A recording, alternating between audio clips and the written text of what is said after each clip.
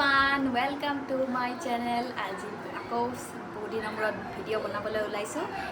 Operation হৈ গ'ল মোৰ ধুনীয়াকৈ। তাৰপিছত দুদিনমান ভাবিলোঁ ৰেষ্ট লওঁ আৰু চেলেঞ্জটো লৈছিলোঁ 19 দিন কমপ্লিট কৰিলোঁ, কিন্তু হেল্থৰ কাৰণেও অলপমান দিগদাৰী আছিল। বাৰু ভালকৈ দিলোঁ 19টা ব্লগ। তাৰপিছত মই ভাবিলোঁ ব্ৰেক লৈ লওঁ অলপ, কাৰণ ইম্পৰ্টেণ্ট অপাৰেশ্যন হৈ গ'ল আৰু অপাৰেশ্যন ভিডিঅ'টো আপোনালোকক দিলোঁ। ভালে ভালে চব হৈ গ'ল আৰু এতিয়া মোৰ শুকাইছে অলমষ্ট। কালি আমি যাম ঘৰ। আজি মাটো আছেই আৰু মা কালি ক'ৰবাত ফুৰাব গ'লোঁ। মিনি ব্লগ এটা বনাইছোঁ, কিন্তু লং ব্লগ আজি বনাওঁ বোলো। আৰু আমি আজি গৈ আছোঁ দৌল গোবিন্দ। এয়া আমাৰ আছে এজনী মাহীৰ ছোৱালী, এয়া আহিছে ৰামদিয়াৰ পৰা। তাইও হ'ল আজি 2 দিন। তাৰপিছত তাই কিবা কিবি বনাই দিল, হয়নে নহয়? তাৰ নামটো কৈ দিয়া। অঁ, এয়া তাৰপিছত ইহঁতেও আহি কালি আমি ফুৰাব গ'লোঁ। তাৰপিছত আজি যাম ক'ৰবাত। আজি আপোনালোকক দেখুৱাম ক'ত ক'ত যাওঁ। এটা স্পেচিয়েল ব্লগ আপোনাক সকলোকে ৱেলকাম জনাইছোঁ। আমি ৰাতিপুৱা চাহ তাহ খালোঁ। এতিয়া মন্দিৰৰ কাৰণে বাকীবিলাকে গা ধুলে, মইহে গা ধোৱা নাই। এতিয়া গা ধুম, এই আৰু মই ধোৱা নাই, বাকীবিলাকে ধুলে। তাৰপিছত আকৌ আপোনালোকক লগ পাই আছোঁ। আমি ওলালোঁ মন্দিৰ যাবলৈ। এয়া ৰেডি। এতিয়া বাজিলে 10টা, 10:30 বাজিলে। এতিয়া তাতে যাই চাওঁ আৰু কিমান মানুহ। দৌল গোবিন্দ তুমিতো দেখাই নাছিলা। তুমি দেখিছা নেকি? মায়ে দেখিছে কি জান, বহুত দিন আগতে একেবাৰে আগফালৰ পৰা দেখিছে আৰু ঘৰৰ পৰা আহোঁতে আগফালৰ পৰা দেখিছে। সোমোৱা নাই আৰু আজি সোমাম।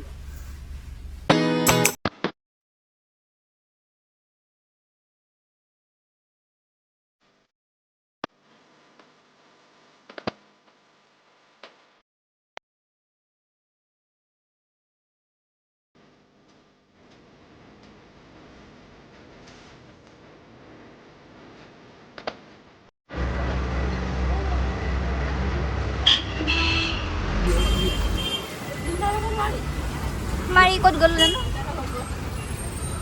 কেলে ল'ব নোৱাৰি?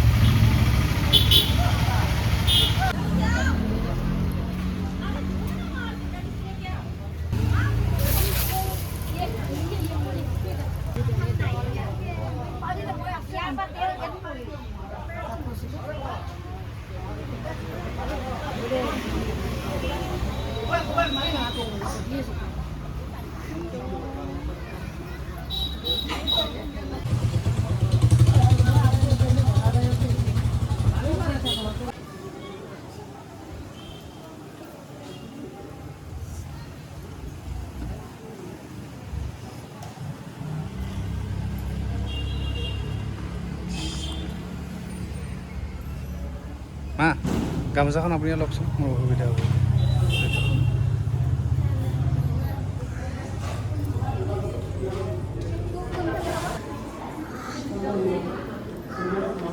মই কৰিয়ে আছোঁ।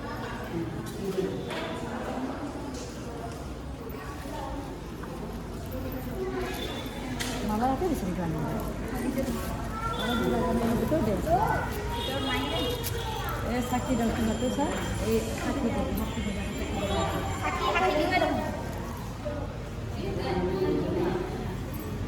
ভিতৰত আৰু মালা দিয়া জেগা নাই ন? নালাগে।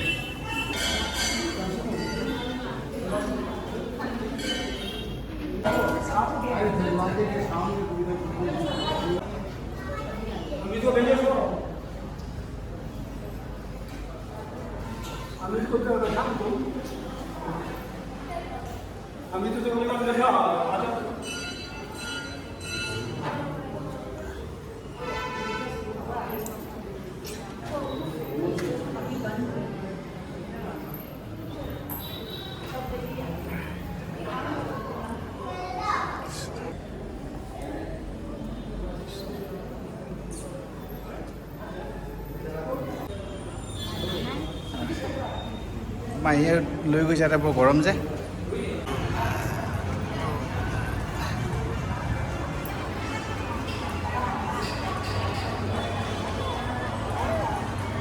আপনি দেখাই দিয়ে এবাৰ আমাৰ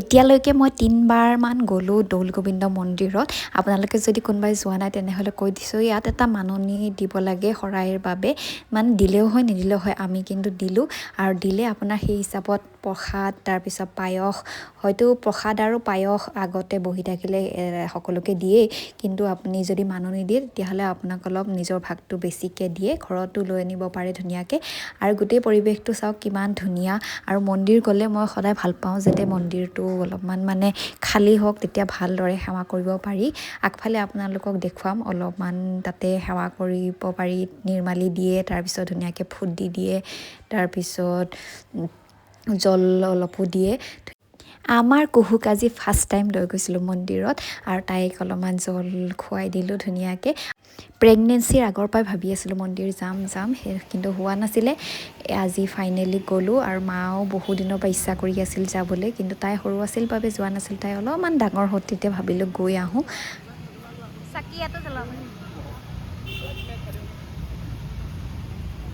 চলাৰ হৈছে দেহাটোক লগত বাপেকক তোলা অকল কেমেৰামেন হে কৰি আছে মই নাই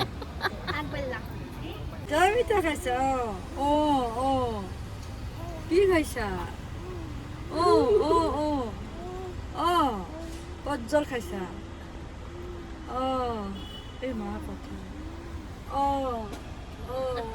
আমি এতিয়া তেল ভৰাবলৈ ৰখিছোঁ ইয়াতে ওচৰতে মন্দিৰৰ এতিয়া আমি যাম বেলেগ এটা মন্দিৰত যাম তাতেও আপোনালোকক দেখুৱাম অলপমান ভূতনাথৰ চক্ৰেশ্বৰ মন্দিৰত মাহঁতে গ'ল মই নানামিলোঁ তাই মানে গাখীৰ খাওঁ কৰিলে সেইকাৰণে আৰু একদম ভৰ দুপৰীয়া আছিলে বহুত গৰম পাব বুলি মই নানামিলোঁ মাহঁতে চাই আহিল আৰু